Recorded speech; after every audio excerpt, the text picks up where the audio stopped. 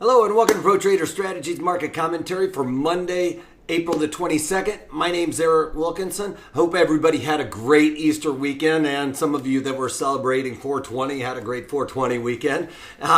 Some of you may recognize me as the Wolfman from CNBC, Fox Business, or even the Wall Street Journal. I'm here to teach you guys some different option strategies that you can implement into your portfolios, but please do that in your own way. Also remember, past performance of any trading system or methodology is not necessarily indicative of future results.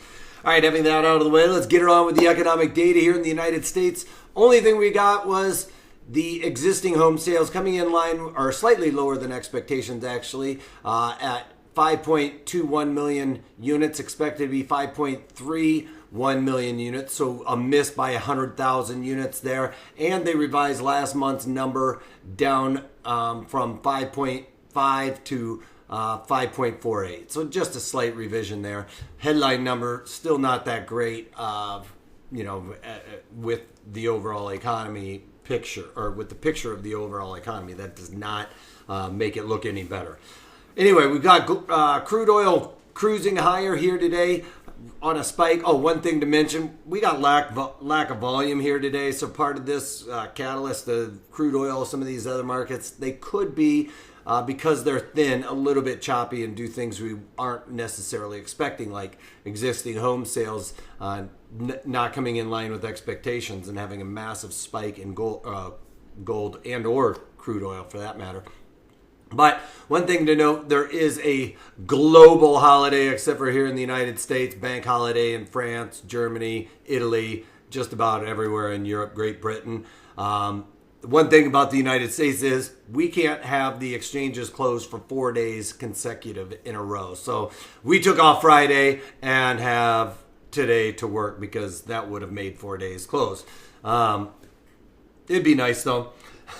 We don't have 4-month holiday either, though, for our vacations as well. All right, anyway, we got crude oil moving higher. Like I mentioned, the overall market's starting to spike. Now that we've broken above this little area here that we've been talking about quite a bit. Let me pull out my pen. But, right above here, I was expecting this market to stay, and roll over back down into this area, kind of fill in this little low volume node. It looks like we're starting to spike up, testing this Fibonacci 38, which coincides with $66, $66 a barrel there. I think that it is going to fail that. Despite the fact that we have the point of control up here, it is a magnet. Don't get me wrong. So, this is theory on economics versus theory on technical analysis. The technical analysis tells us that it's going to go here, but to me, sustaining oil above $70 a barrel or up in this $70 a barrel is going to really hurt the overall economy. So I would like to see oil down here in the low 60s to 55 to about 63 is kind of my sweet spot there, because we start getting anywhere above this $70 a barrel, then we basically are looking at filling our tank. When we're down here at $55 a barrel, that basically is equating to about $40 to fill up your tank. $40 for a tank of gas, which is about $2.75, I'm guessing, offhand, for gas. All right, so that's at $55 a barrel. We get up into the $70 a barrel, we're talking $55 to fill up your tank normally, and we're talking over $3 to $4 a gallon of gas.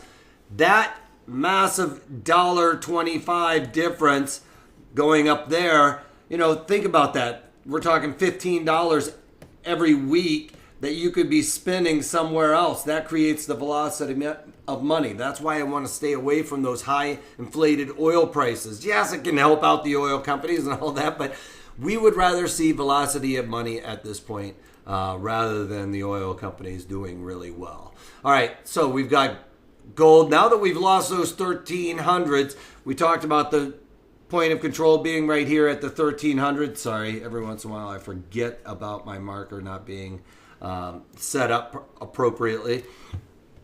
But as the equities are moving higher, like we are seeing today, we're going to see gold lose some steam here, and we could easily see it come back down to this $1,250 a barrel. Now, we've talked about this a lot last week when we get this setup where we got that green one right there. Looks kind of a little bit bullish, right? Like we found a bottom, but we've got this one today. And anytime we get those dojis where they look like this, fill that in, and then you get another one and it looks like that. That's a continuation pattern. So if it's a bullish trend there, then it's up. But if it's a bearish trend going down, that's what we've got now. So this is a continuation to the downside. And we broke the 61 Fibonacci there. Again, big gap here on volume where we've had very little volume. Again, we could see this market come in and start to fill that in, which is what I'm kind of expecting going forward here for that one. And then let's talk about the overall bonds. Bonds retracing almost all of Friday's move. You can see an engulfing pattern here was making it look like we had a confirmation of a bottom.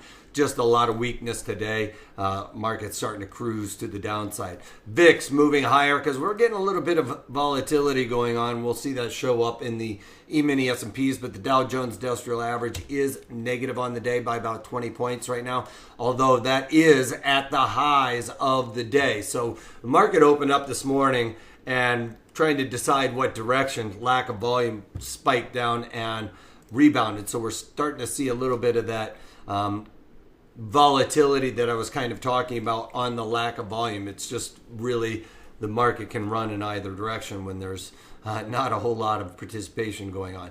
NASDAQ, you can see up 1.5. E-mini S&Ps negative 1.5. So mixed bag for the most part. This is what I was talking about. Overnight markets, no volume. They tried to get long. They got shut out quickly and then short on the overnight inventory. So overnight inventory very short. Those are the weak hands. We come in today. As soon as the market opens, boom, off to the races to the upside, flushing out any short that was created overnight.